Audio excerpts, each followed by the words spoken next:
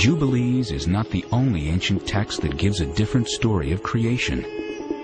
There is a forbidden book, lost for centuries, that includes fallen angels, bloodthirsty giants, and a warning to all humanity.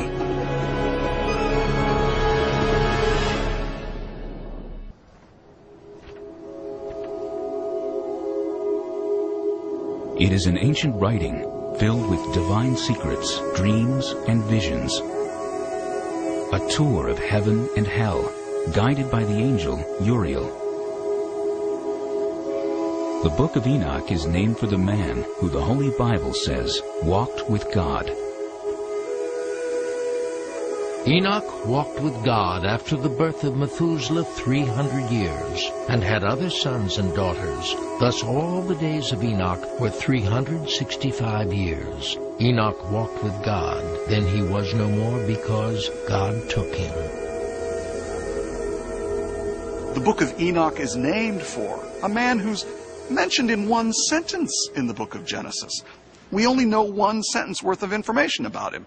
And yet, somebody stopped, paused on that name, and thought, Enoch.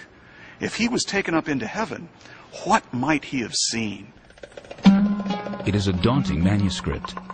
5 volumes containing 108 chapters. For many ancient Christians, the Book of Enoch was essential.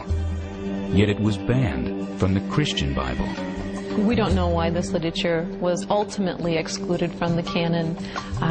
Perhaps it's because of its description of the fall of the rebel angels and their mating with mortals.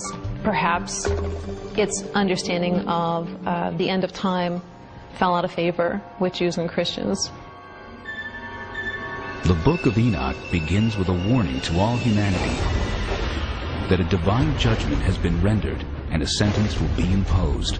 God tells Enoch that all life on earth will be destroyed in a violent flood. And, as with the story in Genesis, God blames this evil on the sons of God, angels who lusted after the daughters of men. These angels are sometimes referred to as watchers. They keep constant watch. And they decide one day, about 200 of them, that they're going to descend to the earth. They would like to very much make contact with these mortal women. The Book of Enoch may have been an attempt to expand on the mysterious giants, the sons of God, and the daughters of the earth, spoken of in Genesis. Anytime you read the book of Genesis, there are all kinds of unanswered questions. Suddenly, there is this quick few verses at the beginning of the flood story about giants in the land that come from the sons of God mixing with the daughters of the earth. And you stop and think, wait a minute, what's this all about? It's like it went by too fast. And you want to grab it and say, wait a minute, what was this? The Book of Enoch offers a disturbing vision of the fall of the angels who lust after earthly women. And they began to go into them, and to defile themselves with them, and they taught them charms and enchantments. And they became pregnant, and they bare great giants whose height was 3,000 ells. And when men could no longer sustain them, the giants turned against them and devoured mankind.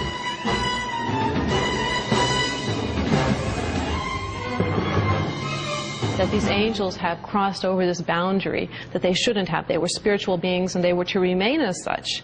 When they decided to descend upon earth, this unleashed upon the earth all sorts of problems. Not only these giants who are bloodthirsty and violent, but also these angels went on to teach humankind a variety of forbidden crafts. They also taught human beings how to make weapons of war. Now, the good angels, the ones not tempted by these beautiful women, go to God and say, you know, there's a lot of bloodshed caused by these bad angels. At which point God says we need to bind Azazel, the sort of lead fallen angel, to bind him and to then cast him into a pit. We might think of this as, how do we take care of nuclear waste in the 21st century? You take it out to a part of the world where no one lives, and you bury it as deep as you can. For this community, the angel was like that sort of nuclear waste. Dangerous, volatile. After the rebel angels are cast into the depths of the earth, Enoch has a dream vision. The lead angel, Azazel, begs Enoch to plead their case before God, to petition the Almighty to release them from the depths of the earth. The request for clemency is denied. This version of the fall of the angels was very popular in its day and maintained popularity for centuries to come. When we look at Dante's work on the Inferno, it's largely out of the material in Enoch. When we look at various snips of the New Testament, Enoch seems to be in play. In Corinthians, when Paul talks about women covering their hair so the angels won't be seduced and tempted, it goes back to the fallen angels tradition. Another episode tells of Uriel, a powerful angel in charge of the stars, who becomes Enoch's guide through the heavenly realms. Uriel's name, in fact, means God is my light. And whenever he is described, frequently in relation to God, he is situated to the east of God's throne. This is very interesting. Of course, the sun rises to the east. So this gets us thinking, Uriel, a figure associated with light, perhaps associated in some way with the sun, or the stars, or the idea of these heavenly bodies making their rotations daily. And all these Uriel, the holy angel, who is the leader of them all, showed to me, and their positions, and I wrote down their positions as he showed them to me.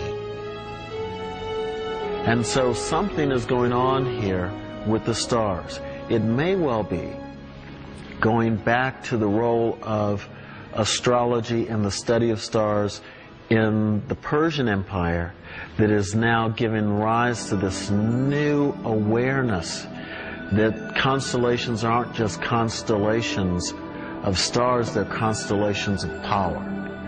And through this tour of heaven, Enoch gets the information, and he knows where the powers are, and to know where the powers are means that you have access to the power. With its lush descriptions of heavenly powers and the horrors that await evildoers, even angels, Enoch was one of the most popular books among the early Christians. We know that some early Christians considered the writings of Enoch to be authoritative, to contain actual revelation from God. So, because some people thought that, some influential people thought that, the book was used as you would use other books of the Bible. After all, Revelation appears in the New Testament.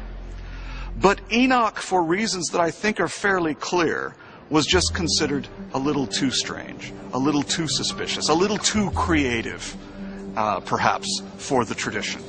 Having said that, there's no doubt that it was widely read and very popular. Yet the Book of Enoch was denied a home in the official Christian canon.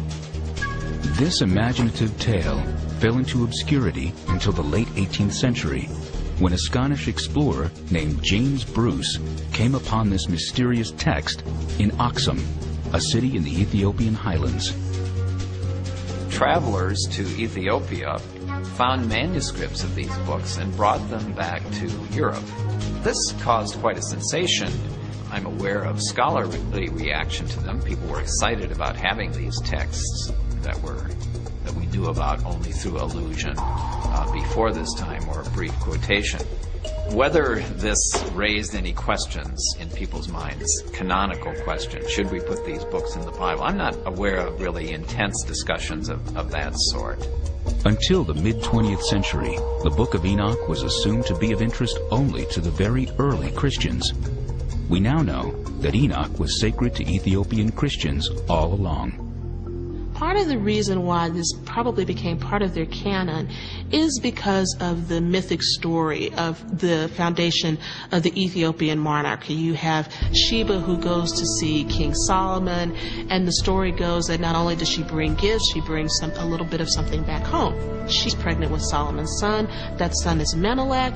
Menelik is the first dynastic king of Ethiopia. He actually goes back and retrieves the Ark of the Covenant from Solomon because Solomon is not taking care of the kingdom properly. And the Ark rests reportedly in Aksum in Ethiopia. So when Christianity comes later in about the 4th century to Ethiopia, there's already a story there. There's already a connection to the Old Testament story. So the book of Enoch and all these other types of books that are included within the Ethiopian canon become part and parcel of putting together this Old Testament story, this Old Testament link, with a very new Christianity that enters into the Ethiopian. They don't give up the old. They put it all together with the new and blend it together. Large portions of the Book of Enoch also were found among the Essene literature, hidden in the caves of Qumran, as part of the Dead Sea Scrolls. What about when Joshua and the nation of Israel entered the land of Canaan? They were instructed to wipe out every man, woman, and child of certain tribes. I've talked to some people whose entire rejection of the Bible and God rests on this portion of the biblical text. This video is for those people. What no one ever mentions when recounting this issue is that according to the story itself, the tribes that they killed were non-human hybrids called the Nephilim, and they were huge. They had iron beds 13 feet long and 6 feet wide. It says that the Israelites were like grasshoppers in the sight of the Canaanites. These Nephilim were the offspring of very evil spiritual beings, and they were apparently the primary reason God sent the flood. Satan knew of the prophecies of one that would come to defeat him, and before any of the prophets came to expand on how this was to occur, all he knew at that point was that the Messiah would be a human.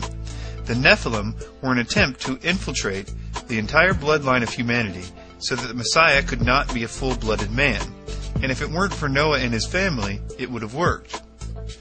Then when Abraham found out from God that the land of Canaan was to be given to Abraham, Satan also found out, and he had over 400 years to plant this minefield of Nephilim in the land of Canaan in an attempt to thwart the plan of God. Genesis 6:4 tells us that the Nephilim were also on the earth after the flood, and it is them who Joshua was told to wipe out. Tribes such as the Rephaim, the Emim, the Horim, the Zamzumim were all giants. The kingdom of Og was the land of the giants. Later, we also find Arba and Anak and his 7 sons, the Anakim, also giants, along with the famed Goliath and his 4 brothers. Now, if you want to say, well, God should have let the 13-foot-tall evil hybrids bent on the destruction of humanity for the purpose of wiping out any chance for the redemption of man go, then you're free to think what you want. But please remember, this is according to the biblical narrative itself, which is where the accusations come from in the first place. The point is that if you're going to claim that you know that God is a tyrant because of this portion of the Bible, and you didn't know the rest of the story, just think about how many other issues there are in regard to the Bible where you might have